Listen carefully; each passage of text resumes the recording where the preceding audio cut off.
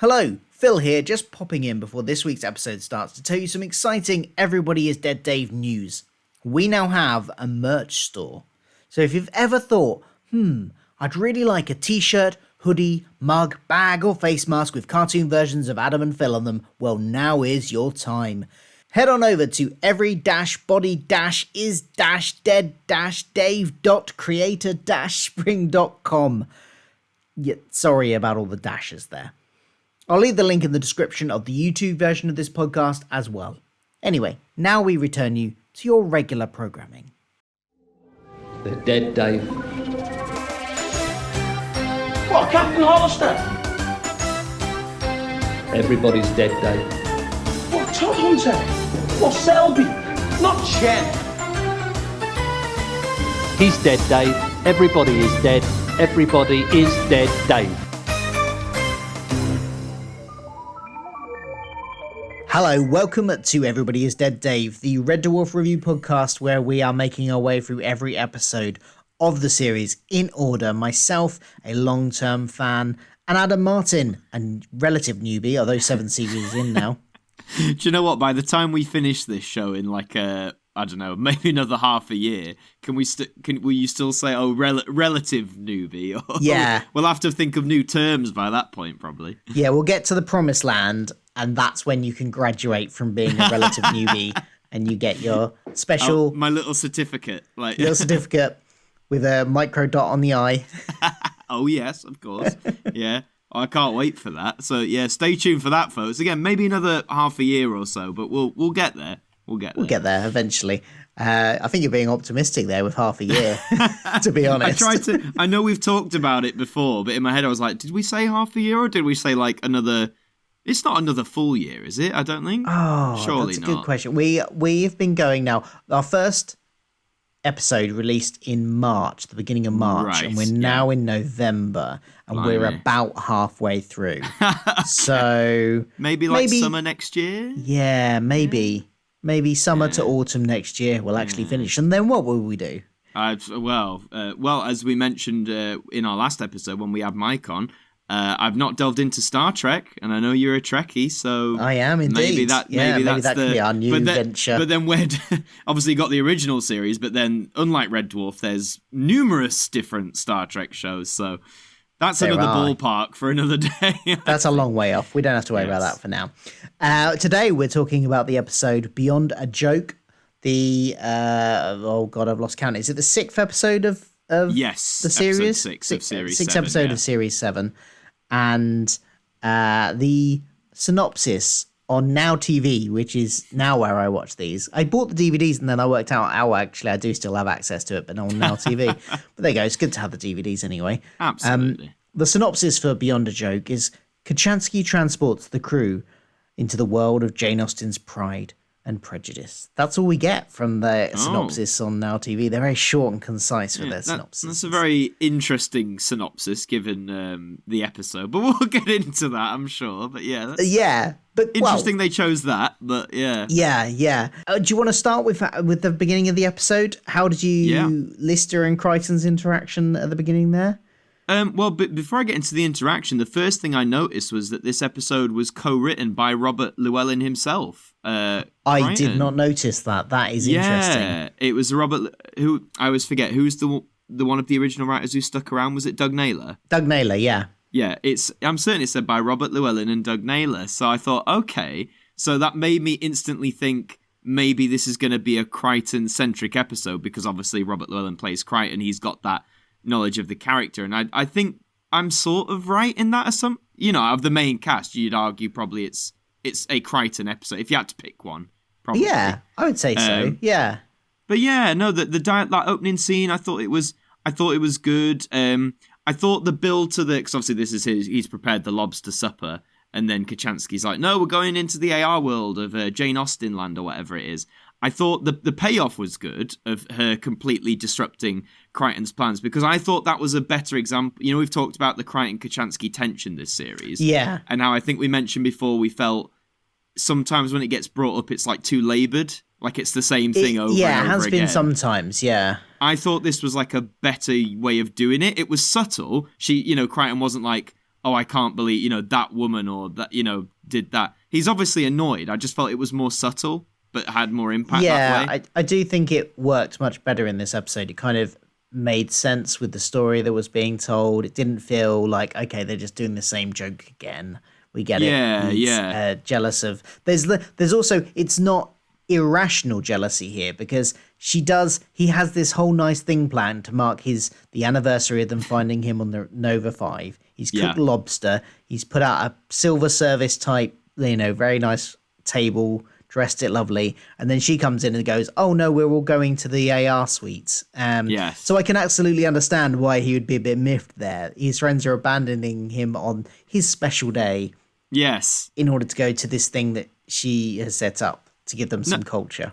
No, I agree, and I like the little callback to the Nova 5, which of course is where they found Kryten, which feels back in series 2, which feels like a lifetime ago. So yeah, there's a few callbacks in this episode. I like it when they do a callback.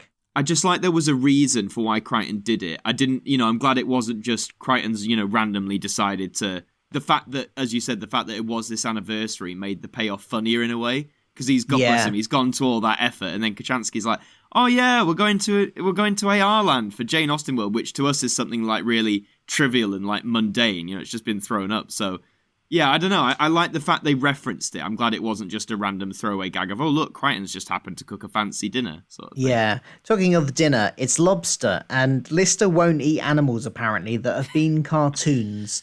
Which he says, but before he knows it's a lobster, he says this. So he's like, oh, I won't eat a weevil because there's been a weevil cartoon, and I won't eat mice, rabbits, blah, blah, blah. Basically anything that's been a cartoon. But like, there have been cartoon lobsters. There have. There's I can think of one that I will let them off for not having this because there was one in SpongeBob, but SpongeBob didn't come out till after this episode. Yes, Larry the Lobster. I'll let them off for that one. But also just like The Little Mermaid. Sebastian. Oh yeah, that was the 80s. Come on, guys. That's a pretty big character as well. Like that's a I mean, to be fair to the writers though, like what animal hadn't, even by 1997, what animal hadn't been a cartoon at that point? That's a good point, and it probably every single if you'd animal. have dug deep enough, like they've.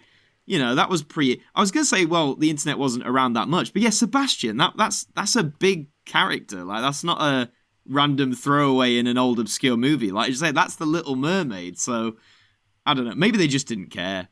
In Red Dwarf fashion, they just said it. So, or maybe Lister's never seen the Little Mermaid. Maybe. That's sad. That was one of my favorite movies as a kid. Yeah. I used to want to marry the Little Mermaid. See, I never watched it much as a kid, and this it's mixed really. This wasn't like not my upbringing, but on TV, like back in the 90s, the adverts. Thankfully, it's not like this as much anymore. It was like, these things are for boys, these things are for girls. Oh, yeah. So I remember seeing the VHS commercials for Disney films. And if anything was like vaguely action orientated, it was always like boys watching it and a male announcer. Whereas when it was things like The Little Mermaid, like Pocahontas, Mulan, it was always, like all the girls in their Disney princess outfits. And it was all pink. And just, because, we all know what advertising can do when you're young.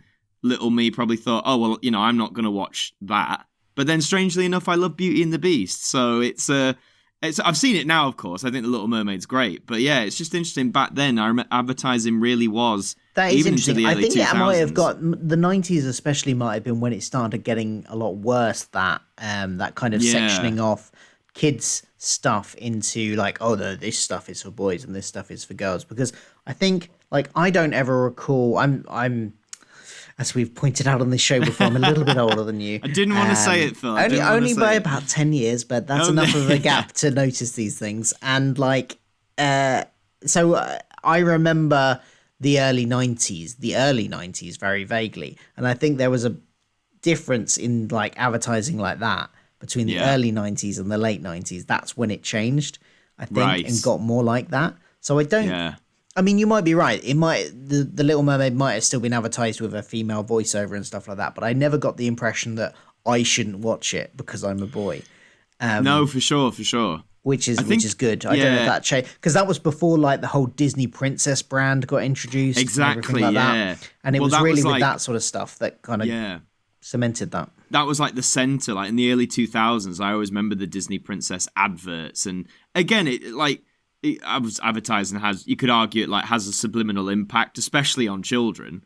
And, that was still a time where it was, in a lot of things, like this is for boys, this is for girls. I believe it's not as much. I think there's actually rules in advertising where it's not like that now, for the better. But, we love a good tangent, don't we? What a great tangent. Look at that. We started on cartoon lobsters and we ended up with a tangent discussion on advertising of children's products in the 1990s. But we love it. It's one of the things we love doing. I love I know they go into Jane Austen world, and I must admit I didn't have many notes for this first bit when they went into. I was just sort of do you know what I mean? There wasn't anything, not in a bad way, but there wasn't anything that like stood out to me. It was like, all right, now they're in Jane Austen world, and now here's Jane Austen and company. But what I love is Kryten's pettiness, the way he storms into the AR chamber. Yes. Robert Llewellyn when Kryten's being petty, and I think if he co-wrote this bit. He knows it very well. He knows how to make Kryten funny by being petty, because you can't always do that with a character. Sometimes I think petty characters you can go, oh, well, they're just being annoying, But Kryten's the exact opposite. Yeah, and I love the when he first enters the AR game and he's basically picking off the Bennett sisters from the back of the walking group that they're all in with the rest of the crew. He's just like picking them off one by one. He like fires a sleeping dart into one of their necks and then like captures one with a noose he's put on the floor to capture a foot in, and tries to swing a log at another one but misses. Yes, yeah.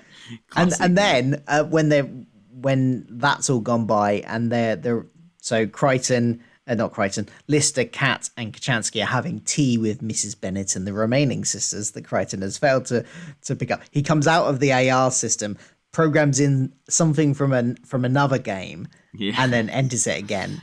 And he basically just emerges from the lake while they're having a nice tea in a gazebo in a World War II tank. Yes. Yeah. And it's like, Perhaps I didn't make myself clear. I said supper is ready.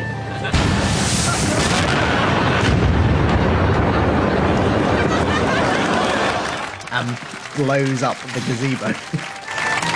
Is anyone still unclear as to the supper situation? No? Excellent. Yeah, again, the pettiness is incredible, but also very funny, and like the exaggerated explosion as well. Like it's such an unnecessarily big explosion for one gazebo, and of course how you just have the three regular cast just sat there. Afterwards, like, that tank, by the way, apparently, according to the IMDb trivia section, Our the world famous page. IMDb trivia section, is the same tank that was used in the James Bond film GoldenEye. Oh, the one where he drives around Russia, I think. Yeah, I think he drives around St. Petersburg, doesn't he, in it? Something like that, yeah. Oh, okay. Famous tank then. Famous tank reuse. Yeah. But according to this little fact as well, the tank arrived late after being caught in traffic on the M25 motorway.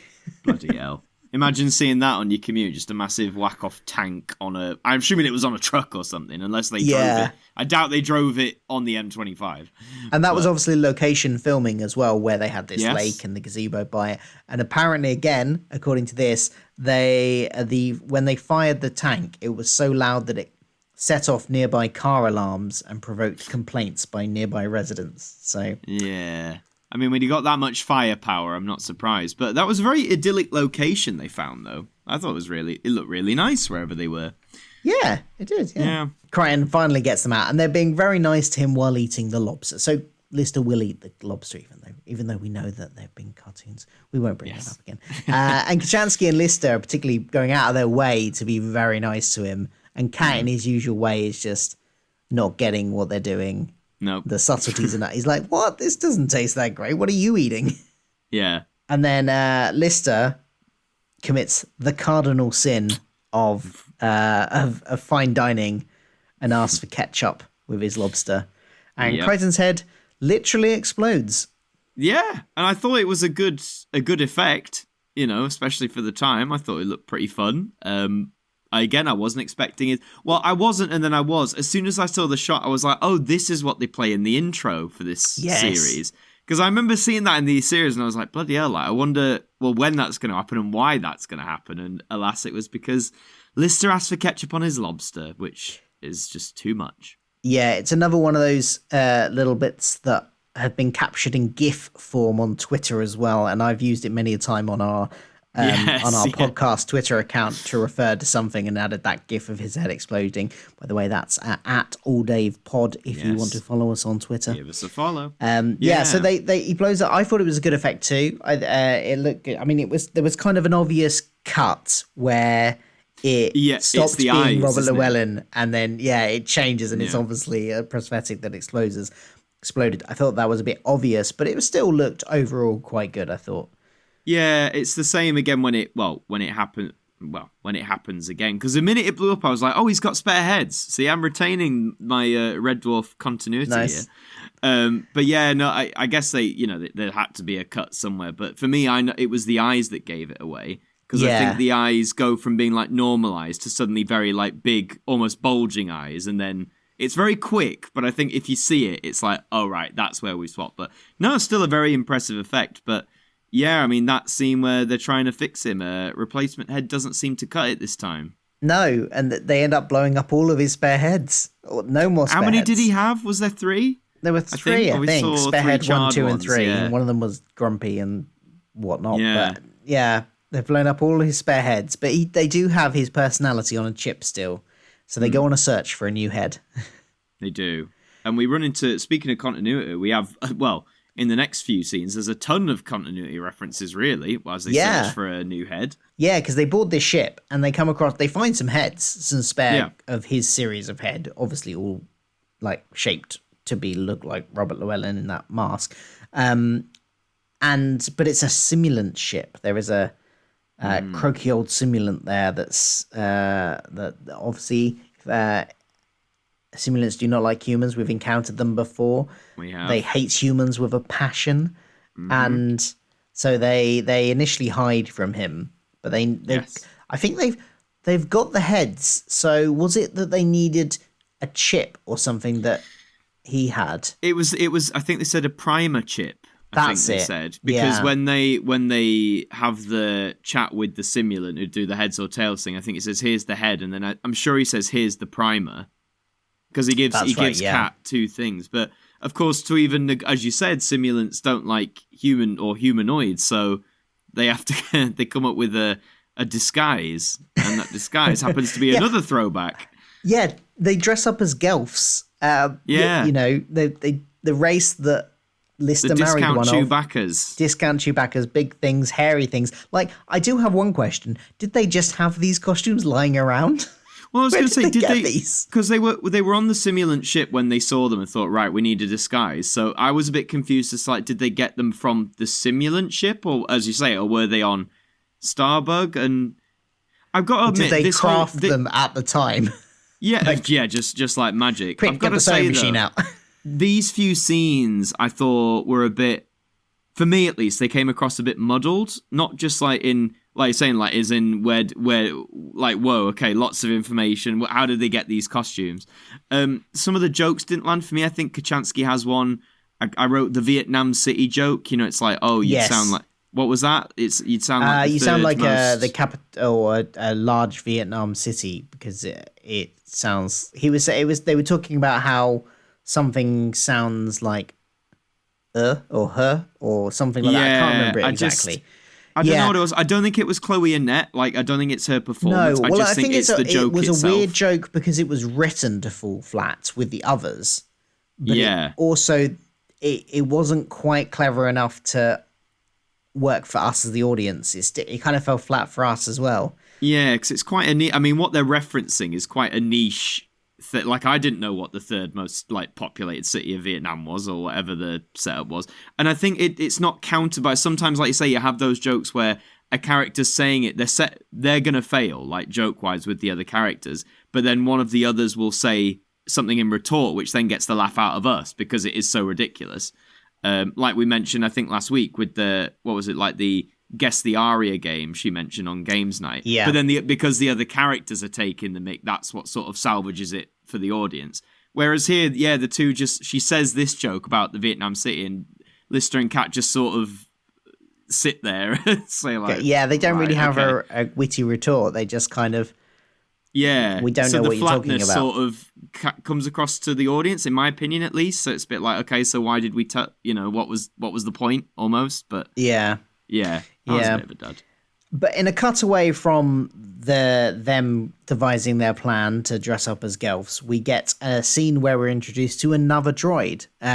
Yes. The headless Kryten is taken into by this simulant to his other droid that he already has, who is also played by Robert Llewellyn, but in a very different way. I think this was great for showing off Robert Llewellyn's acting and his doing a different character. He was doing a kind of an American drawl type thing. Yeah. And really hunchy. He changed his whole physical sort of stance for it as well, because he really hunched over and crunched up his face. And yeah. It took me a while to like warm to it, because at first, and I was a bit like, oh God, I hope this isn't it. Because he sort of like, I'm trying to do my best impression. Like, he sort of spoke, like that with like bottom bit like jutted out and stuff.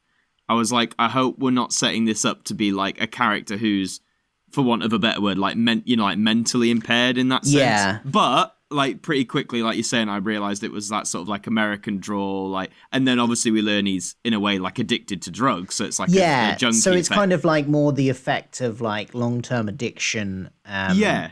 So in a way, it has affected his cognitive ability, but not through anything the performance wasn't at the extent of like a mental disability, basically. Yeah. But so I'm glad it wasn't that. But yeah, there was a brief moment when we first met him, and I thought, oh God, I hope this isn't what we're doing, But no, as the more we saw Abel, the more I warmed to him and his little quirks. And I did like his jokes. I did like his jokes where Kryten asks him a question, and he has to send the request down to long-term memory retrieval. Yeah.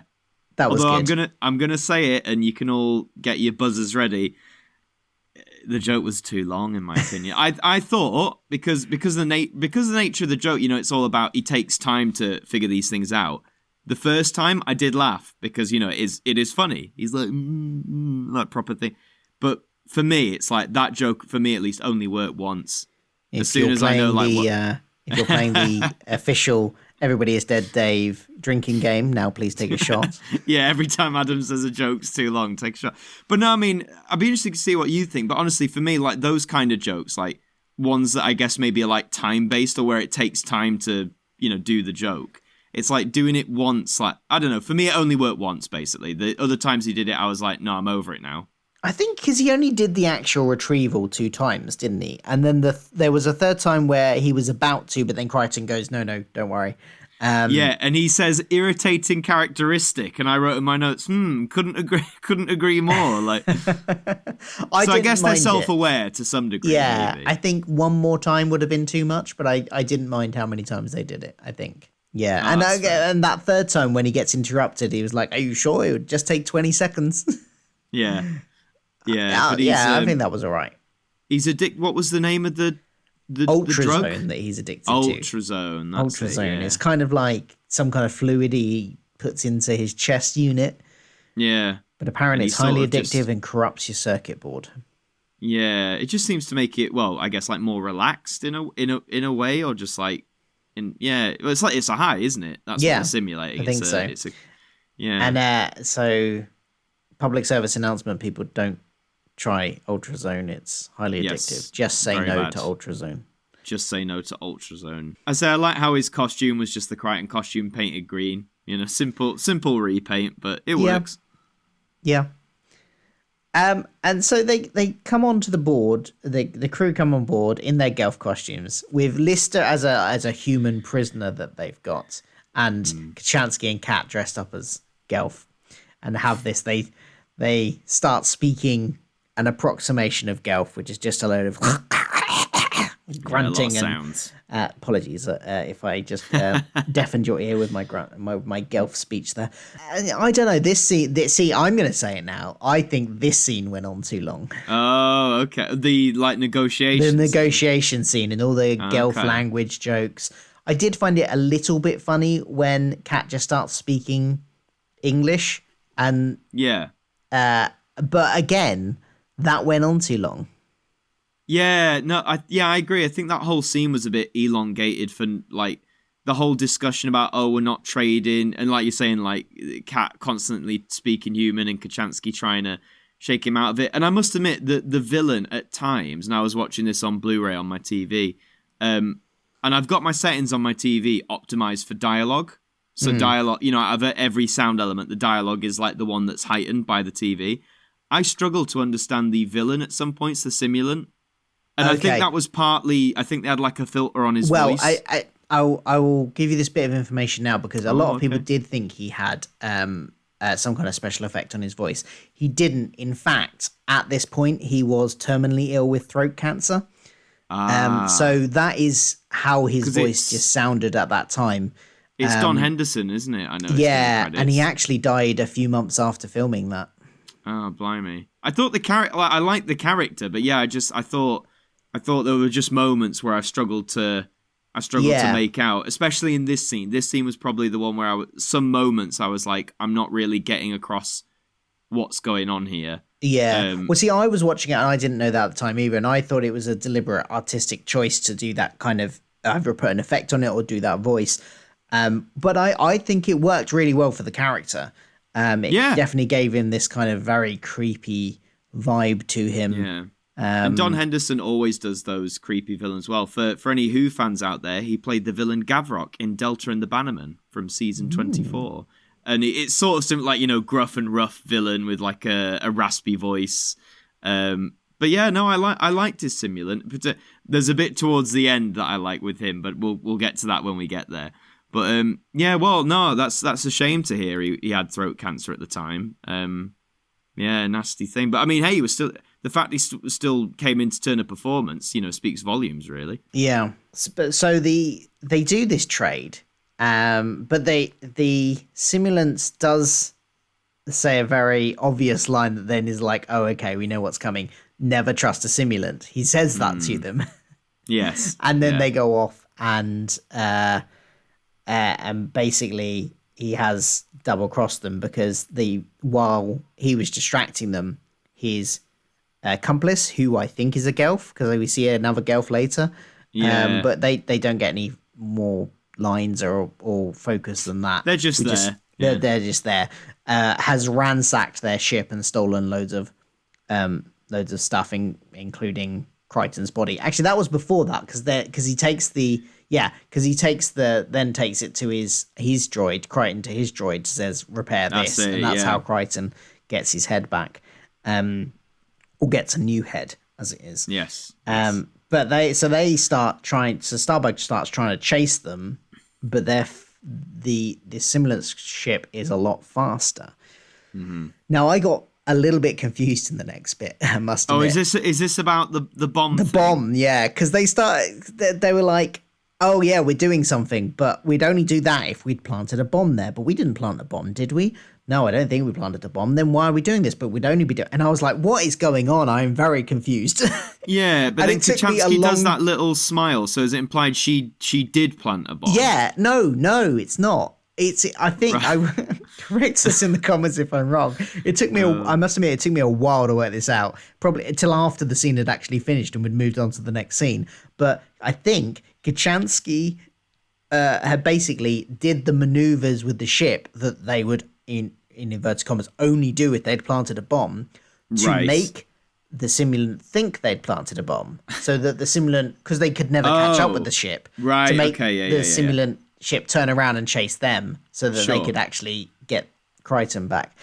But it wasn't. I think either we're both being really dense here, or I mean, for me, it's highly possible. It wasn't very clear because clearly neither of us got that during the actual scene. No, I don't think it was. I think it was a good idea, but maybe not executed in the best. I remember like when the scene resolves, I'm like, wait, so they haven't, they've discovered something because they all seem very happy now, but. Yeah, it was a bit of a clunk. Yeah, at that point in my notes, I literally wrote and underlined 3 times, did they plant a bomb? I don't know. Yeah, But then, like, a little bit later, I worked it out. And put another note out. Oh, no, they didn't.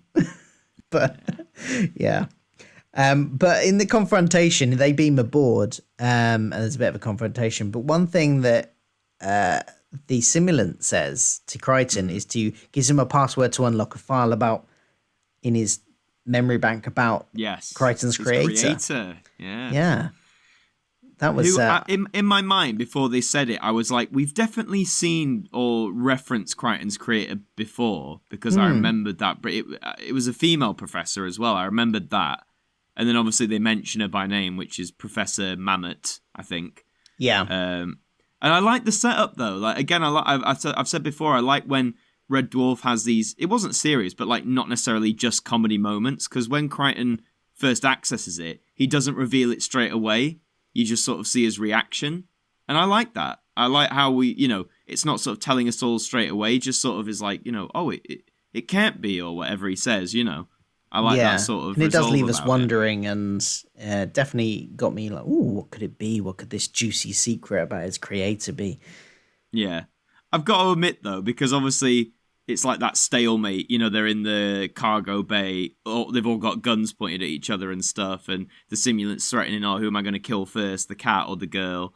And then Abel throws his head at the Simulant, and it like knocks him, and I thought, how heavy is Abel's head to shake him that much? But because he nearly falls forward, so I was like, okay. But maybe it's really heavy. I don't know. Maybe. But then Lister takes out the Simulant and the gelf, doesn't he? Or he shoots the poor gelf that is just there, probably because they thought, hey, we can just reuse the costume. Yeah, and then they flee, and now they've got Abel as well because he's now on their side. Because the implication was that I think that the Simulant, by unlocking this file, had done so with Abel as well, basically made them so depressed that they'd be compliant and think life's Yeah. Well, that's why Abel took the ultrazone, wasn't it? Yeah. So, but he's obviously gotten a new lease of life to decide to break away from his master and join the Red Dwarf crew. So they have to run away now because the other ship's chasing them, and they hide in an asteroid belt. Was it? I think. Yeah, they hide in an asteroid belt, and the shot of them going in the asteroids, I was like, woof, this is 90s CGI. Although, which is weird, though, because earlier in the episode, there were some shots where I could tell, like, the planets in the background were CG, but Starbug looked like a model again.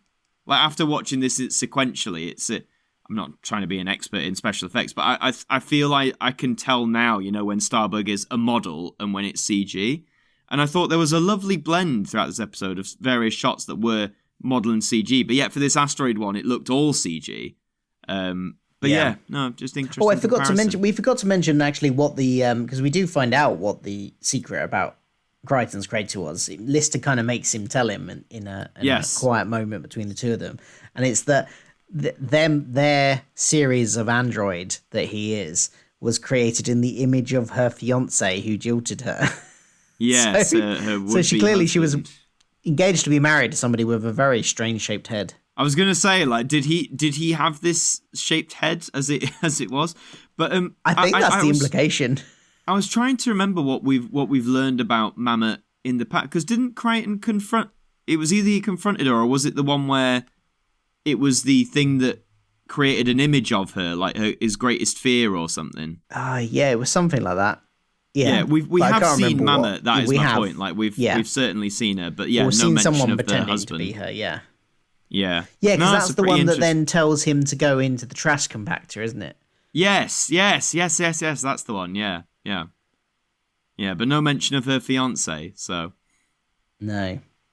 And when what caused his head to blow up, we find out in this scene as well, is that all of the resentment. She also installed a chip within that series of android that builds up all the resentment and jealousy that she has programmed into these people, into this series of androids to have, because that's how her fiance was.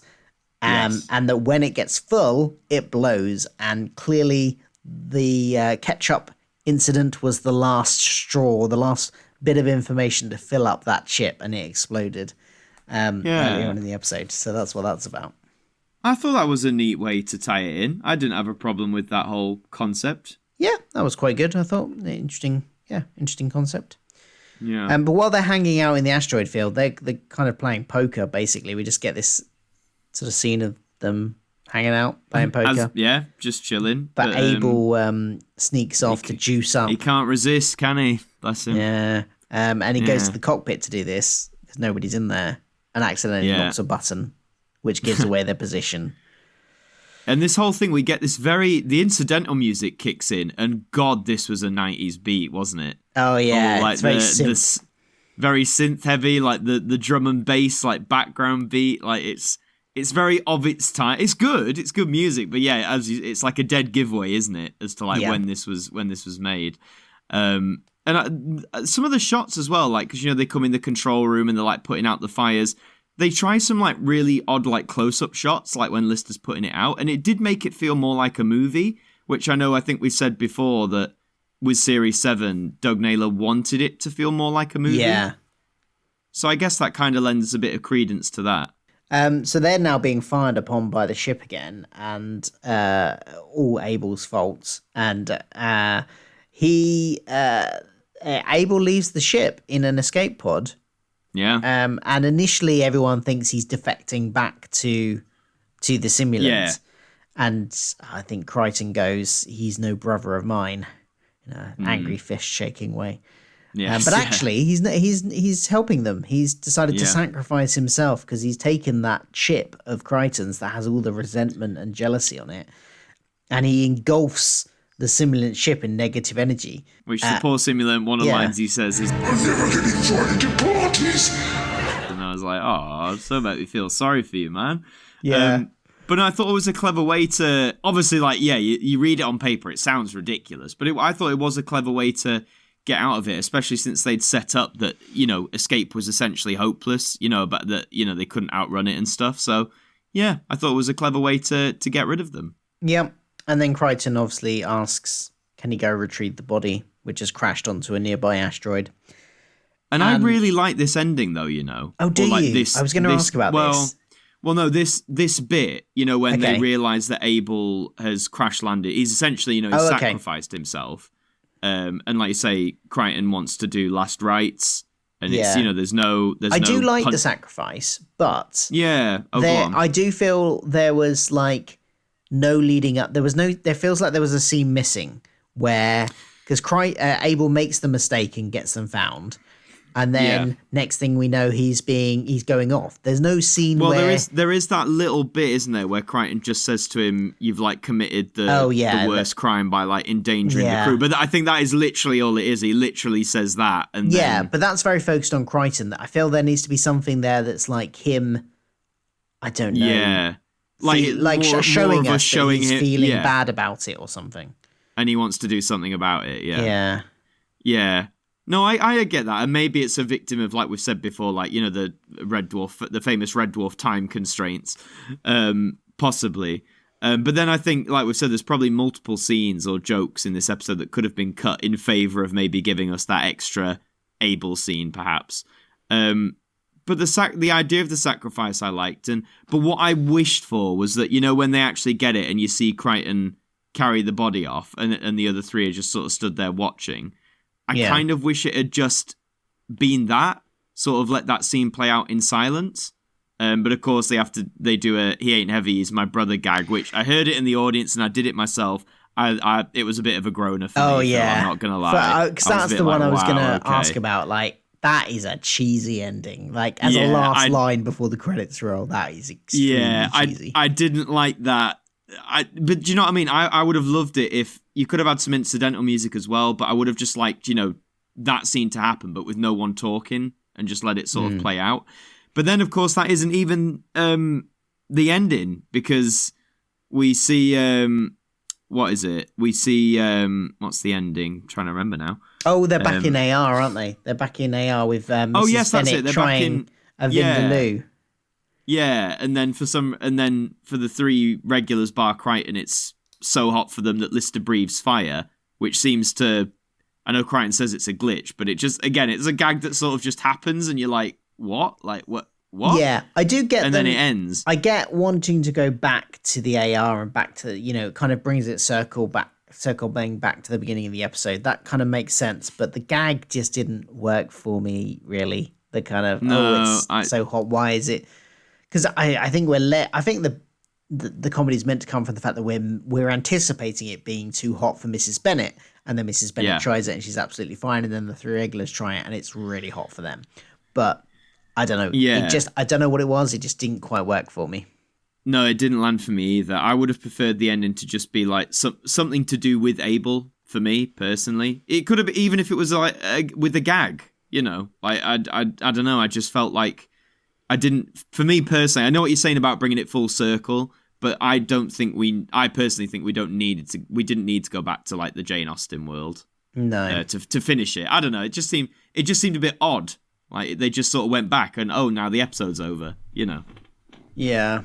Well, that is what's the episode called again? Oh, Beyond a Joke. That's Beyond it. Beyond a Joke. Yeah. That is Beyond a Joke. As usual, we have 3 sections that we do every week, which is to pick our favorite character, our funniest moment, and give it a mark out of 10. So, favorite character. Who is your favorite character in this episode? I mean, it might seem obvious, but I'm giving it to Kryten. I know I said at the start, because this was co-written by Robert Llewellyn, it's sort of, you sort of probably shoe in that Kryten's going to get a lot of attention. But I feel, it's partly because, obviously I don't know which specific bits Robert Llewellyn wrote in comparison to Doug Naylor, but I just think even in his performance, it's very clear that Robert Llewellyn knows, who this character is. And he knows what makes him funny. Like we said about the pettiness, how sometimes in characters pettiness can be really annoying, but with Kryten it really works. He just smashes it. So yeah, it's Kryten for me. What about you? I was torn between Kryten and Abel. Do you have a soft spot for Abel? Yeah, I do like Abel, and that whole memory retrieval thing particularly I really liked. But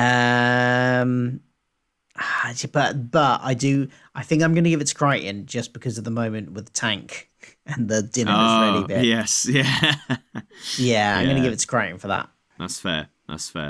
What about your funniest moment?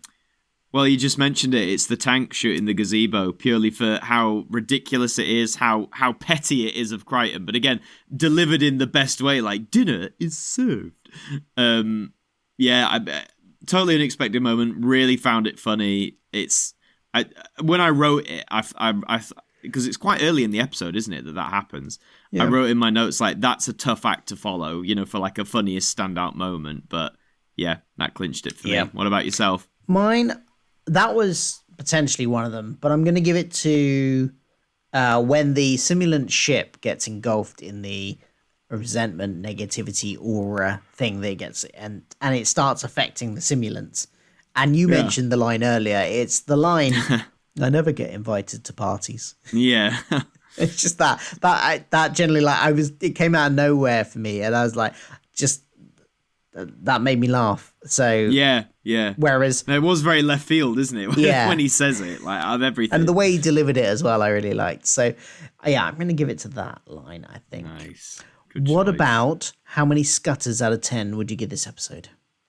Well, I know I've said this for a few now of Series 7, but I think I'm going to give it a 6. Which I know is quite low for us. But yeah, I just felt like, again, the bits that were good were really good, like the tank thing, a lot of the stuff with Abel. But there was just a lot of this that just didn't land with me, whether it was the jokes, the way some of the scenes played out. Like we said, like the whole negotiation with the Simulant was just a bit too long-winded and a bit, all over the place. The whole bomb thing, again, we might just be being dense, but I'll maintain it still could have probably been clearer. Yeah, there was just a lot of moments like that, do you know what I mean? Where I was like, I'm not laughing and I'm not really either understanding or like, buying into what's going on here, if that makes sense. Yeah. So, but the moments, I say I really like the moments that did work for me. But yeah, in my heart of hearts, I was like 6 is the highest I can realistically, honestly give this one. Which I think is what I gave. Oh no, I gave Blue the last episode. I think I gave that 6.5. I think. Okay. But yeah, what about you? I'm going slightly higher than you with a 6.5 for many of the same reasons. Some of the plot was the bomb thing a little bit hard to follow. Again, might have been us being dense. We'll see.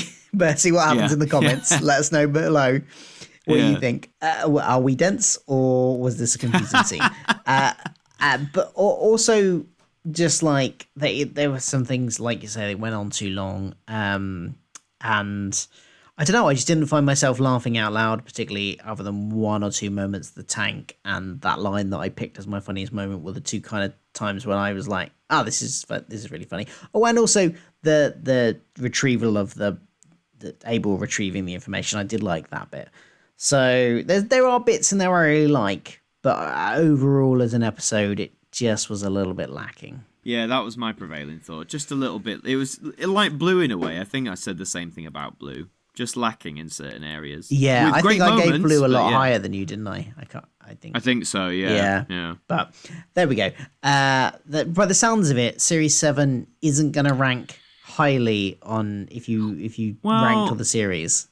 It surprised me though, because just looking at the episode list, like the first 2 or 3, so like Tika to Ride, Stoke Me a Clipper, I thought were really solid. And I remember, I think I rated them very highly because Tika to Ride was the whole thing, with the Kennedy assassination, which I really liked. And Stoke Me a Clipper obviously has Ace Rimmer coming back and that whole plot point. And I'm certain I rated both episodes very highly. And I think even the third one, Aurora Boreas, I rated when we had Sophie on. I think I rated that quite highly as well. So for me, it's had a very strong start. But then as it's gone on, ones like Duct Soup, where they're in the vents, and then Blue, and then this one, it seems like, well, for me, we've had a very strong start and then we've just sagged a little bit. Yeah. So I don't know what did you think? I can't remember what you thought of the first few of this series. I liked them, but they were, I think the thing with this series is it leans more into the action adventure angle than the comedy is obviously still there and there is lots of jokes, but it leans less into the making me laugh out loud.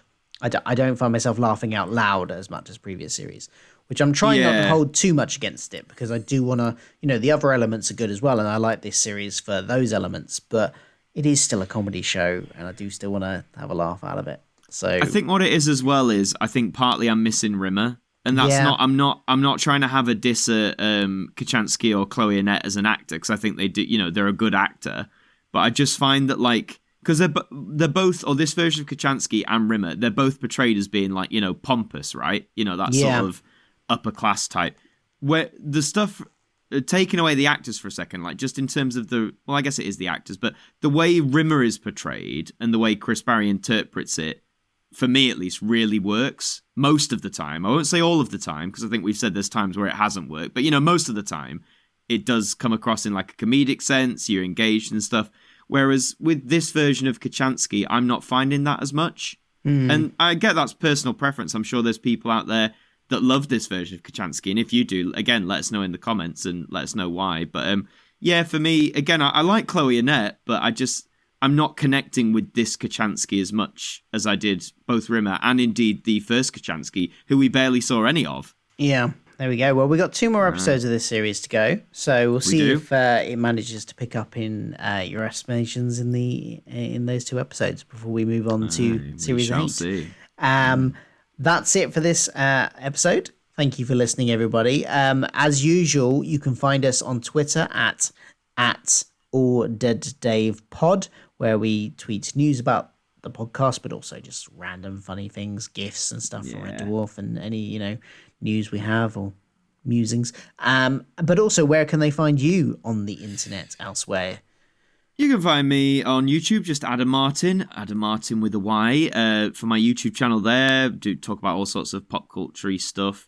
And just on Twitter, it's Adam Martyn AMTV. You can follow me there for my ramblings and musings and whatnot. And Phil, what about yourself? You can find me on my YouTube channel, which is Philip Hawkins. It's just my name, basically. And there I talk about all sorts of things like Doctor Who and Star Trek, and this podcast goes up there. You might be listening to it there now, or you might be listening to it on Apple, Spotify, or whatever, in which case, do check out my YouTube channel as well. Well, that's it for another episode. Thank you very much for listening, and we will see you next time. See you later. Bye-bye.